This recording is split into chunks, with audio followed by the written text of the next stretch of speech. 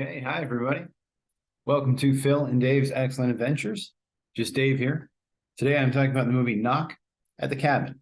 This is going to be a spoiler review, so if you are concerned about spoilers, I would suggest you go and watch the movie first before you watch this review. So, Knock at the Cabin is M. Night Shyamalan's latest movie. It's sort of a horror thriller, I suppose, about a couple who receive a knock at the cabin from some strangers who, well, have an odd proposition for them, I guess. So as far as what I liked about the movie, overall, I thought the cast was good. Dave Bautista in here was really good as the sort of intimidating, very mysterious kind of person who shows up. Jonathan Groff, I was a fan of him in Mindhunter, and he was good in this as well. I liked Ben Aldridge as the other dad. He was also good. Nikki Amuka-Bird, in particular, I thought was really good. And Kristen Cui, the little girl who played Wen, was great. You know, as far as kid actors go, you know, sometimes it's kind of tough, but I thought she was really good. I like the opening titles. You know, when I made the drive to the theater, it was kind of a cold day and it was kind of a miserable drive, just kind of, you know, cold, I guess. And I get there and I'm kind of like, I don't know if it was worth it. I could have just, you know, watched something on Hulu instead. But, you know, the opening titles I thought were pretty good. They looked nice. I liked the music. I liked the design of the titles and the font that they used or the typeface.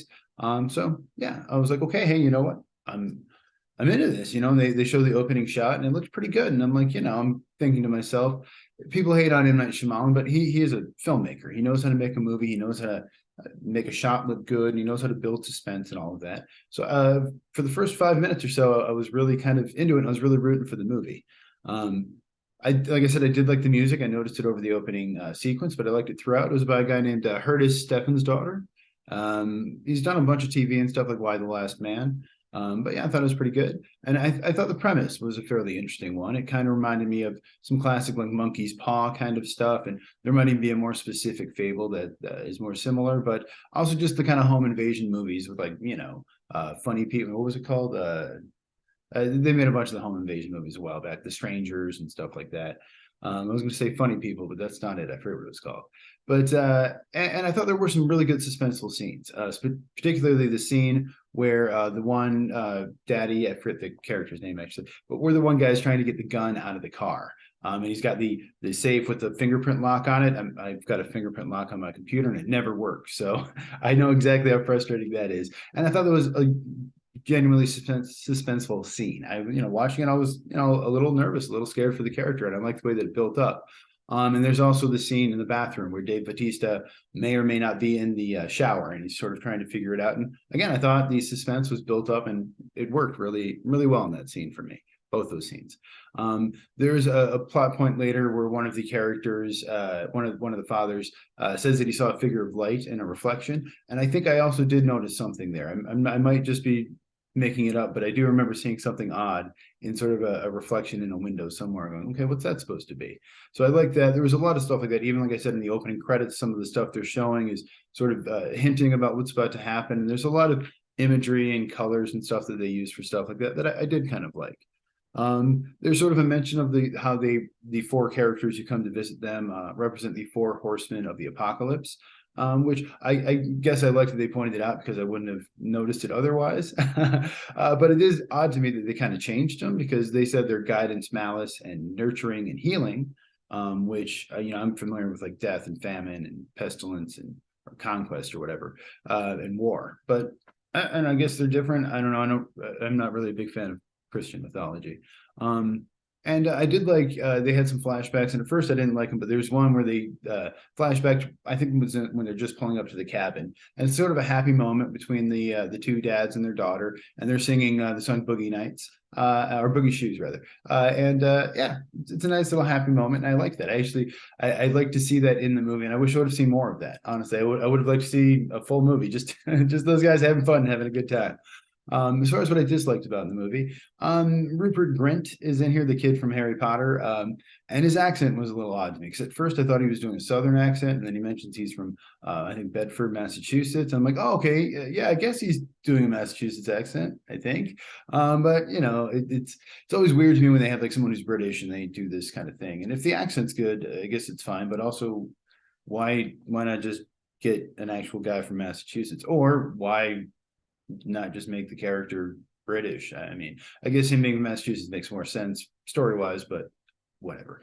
And Abby Quinn, one of the other invaders, the woman there behind me, wasn't terrible. I actually think she was mostly good, but her character was a little annoying, and there was a couple scenes that I'm like, that kind of bothered me a little bit. Again, I don't think it's her fault. I think it was more the direction and the way that they had to sort of deliver their lines. And so that was another big issue I had, was there's a lot of scenes where the characters are just almost talking into the camera. I mean, they're talking to another character, but the way that it's directed is as if they're talking into the camera, and that's a hard thing to do for actors. It's a difficult thing to do in a way. And there's a lot of close-ups. I noticed it at the very beginning when Bautista first meets Wen, and Dutch angles and stuff, which and maybe I'm just overly sensitive to Dutch angles. I like them; they can be useful, but when they're kind of overly used or used without a good reason, which they were used for good reason, I don't know. Just way too many close-ups, I think, really, and way too many people just talking into the camera, which again is one of the more difficult ways to deliver your line. So it's not very charitable to the actors, I think.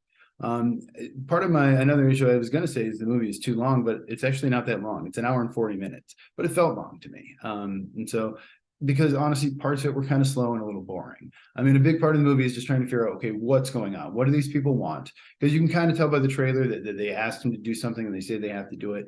And they even understand the implications or what will happen if they don't make this decision. I don't think they tell you exactly what the decision is. You can pretty much probably guess or infer what it is, though. And again, this is a spoiler review, so they are told they have to kill. One of them has to kill the other one, or they have to kill one of the three of them to stop the apocalypse. So pretty absurd premise, and I think something that most people would have a hard time believing or sort of understanding, that somebody came to you with that. And so I think part of the issue with that for me is, if you're going to come up with this kind of crazy premise, you have to really be able to sell me. And they kind of do with the way that they do it.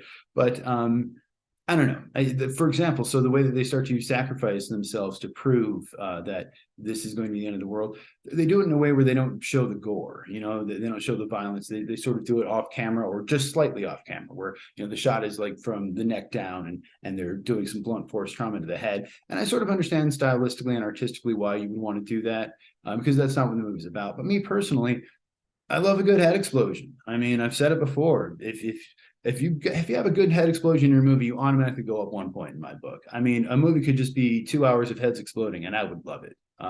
That's just me. But the fact that they kind of had this sort of gory, violent thing, but they intentionally didn't show it, it's again a choice they made, and I understand why they made it. Well, maybe I sort of understand, but I wanted to see gore. I wanted to see violence. And I will say the actress who played Wen, her name is Kristen Cui.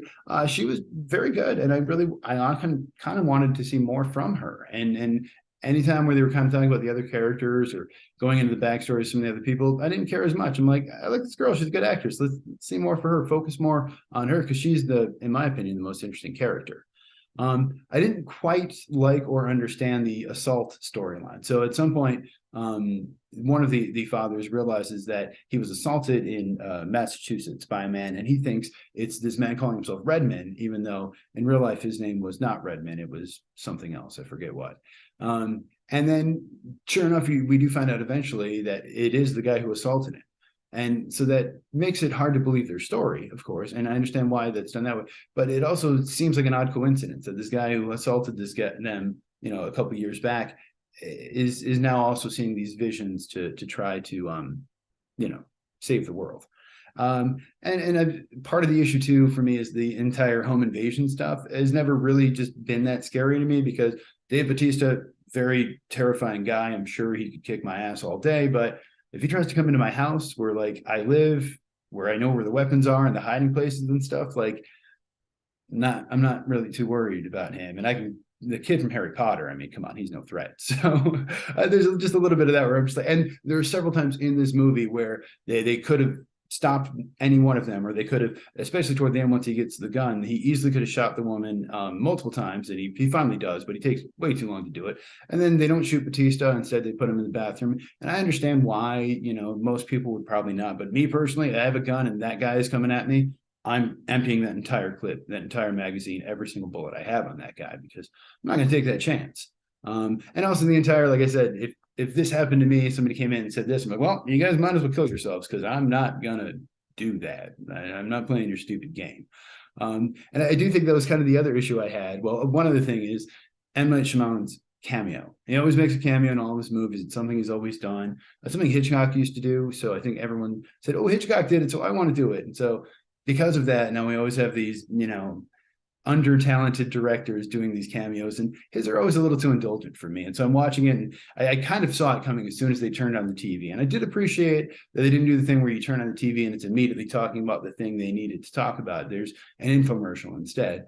But the infomercial went on too long, and his stuff was too long. And again, I don't need it. I don't need to see it. I know, Emma, you like to be in your movies, but and it's not even like he's a bad actor. It takes me out of the movie a little bit when the director shows up, because then I'm like, oh, well, that's the director, It just kind of reminds me hey, you're watching a movie. So yeah, I think my biggest issue was the ending of the movie, because I'm watching it and I realized, okay, in my head at least, there's 4 different ways this can go. Either one of them can decide to kill the other one.